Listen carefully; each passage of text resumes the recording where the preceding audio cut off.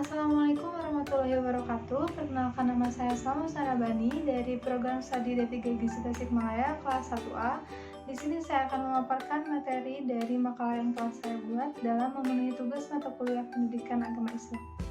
Bangsa Indonesia dikenal sebagai bangsa yang majemuk, ditandai dengan banyaknya etnis suku, agama, bahasa, budaya, dan adat istiadat. Nah, untuk persoalan agama, negara Indonesia bukanlah sebuah negara teokrasi, melainkan secara konstitusionalnya negara mewajibkan warganya untuk memeluk satu dari agama-agama yang telah diakui eksistensinya di negara ini, sebagaimana tercantum dalam pasal 29 ayat 1 dan 2 D45.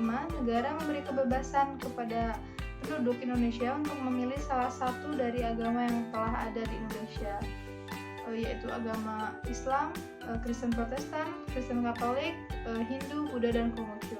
Kenyataan ini dengan sendirinya mewajibkan atau memaksa negara untuk terlibat dalam menata kehidupan beragama.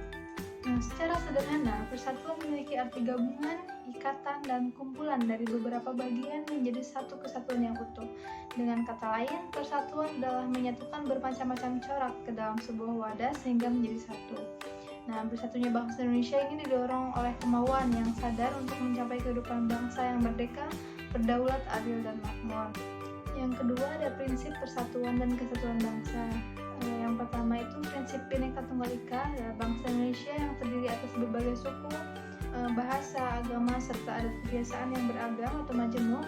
Hal itu diwajibkan untuk kita saling bersatu padu, tidak terpecah oleh keberagaman. Yang kedua, ada prinsip nasionalisme.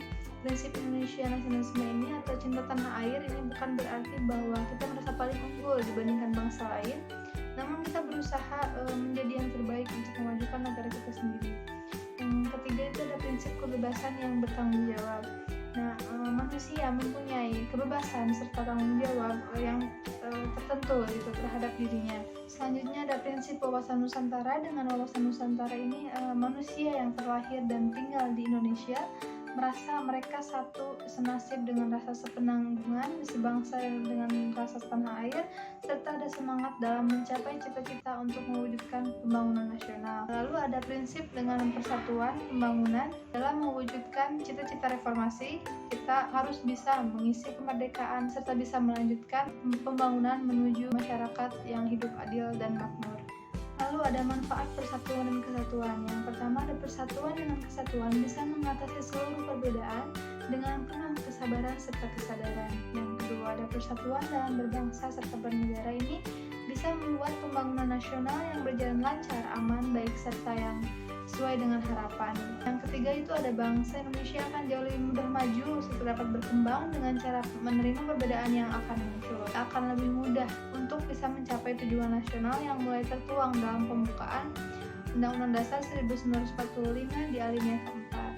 Lalu ada dengan adanya bentuk persatuan dan kesatuan, maka akan tercipta suasana yang sangat aman, damai, serta tentram dalam negara yang akan disebabkan karena adanya berbagai sikap toleransi, solidaritas, serta setia kawan antar warga negaranya. Selanjutnya ada ciri perilaku persatuan dan kesatuan. Yang pertama ada membina keserasian dengan menjaga keselarasan serta keseimbangan dalam membangun masyarakat. Yang kedua ada saling mengasihi, saling membina, serta saling memberi dalam lingkungan masyarakat. Tidak akan ada menonjolkan perbedaan, melainkan dengan mencari kesamaan dalam suatu kelompok sosial, saling melengkapi dalam suatu kelompok sosial masyarakat ataupun dengan lingkungan.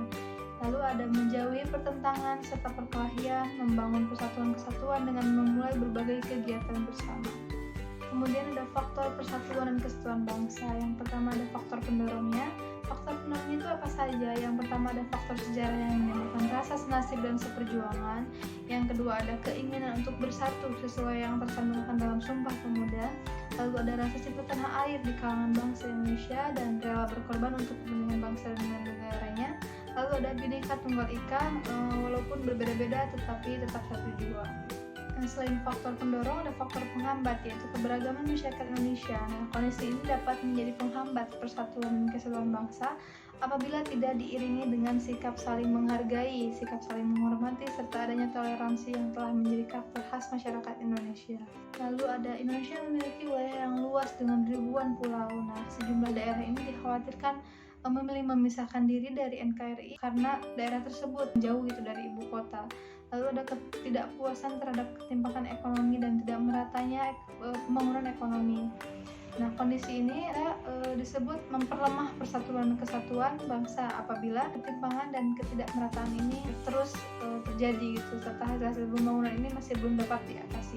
Selanjutnya ada dalil dan hadis yang mengatakan tentang peran agama dalam mewujudkan persatuan dan kesatuan bangsa. Di antaranya ada Quran Surat Ali Imran ayat 19 yang artinya, sesungguhnya agama di sisi Allah ialah Islam, tidaklah berselisih orang-orang yang telah diberi kitab kecuali setelah mereka memperoleh ilmu, karena kedengkian di antara mereka.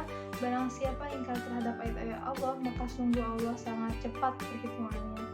Lalu ada salah satu hadis yang menyebutkan riwayat dari Al-Jaffa mengatakan, aku telah mendengar Nabi bersabda, akan ada dari umatku atau perangai yang jahat, maka barang siapa yang ingin memecah belah urusan orang-orang muslim dan mereka banyak, maka pukullah dengan petalin, maka bunuhlah ia dengan pedang, siapapun dia. Hadis riwayat Muslim, Sahih Muslim jilid 6 halaman 22. Selanjutnya ada tantangan ke depan dalam menghadapi persatuan dan kesatuan bangsa. Di antaranya ada globalisasi. Pengaruh globalisasi itu sangat besar bagi perubahan persatuan dan kesatuan. Lalu perubahan sosial yang sangat cepat dan semakin melemahnya moralitas, keluargaan, kerabatan, melemahnya solidaritas sosial dan primordialitas itu sebaliknya semakin menguat individualisme, konsumerisme dan kapitalisme.